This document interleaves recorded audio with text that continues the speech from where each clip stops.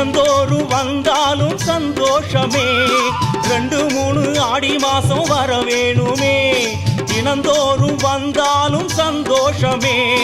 வருவாயே மாரியம்மா வந்து ஒரு வார்த்தை சொல்வாயம்மா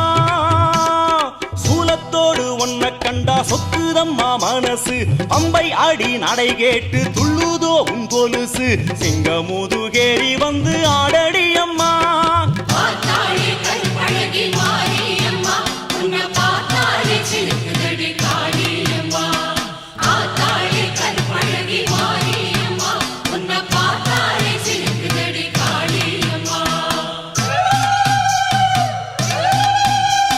சங்கரியே முத்து மாரியம்மா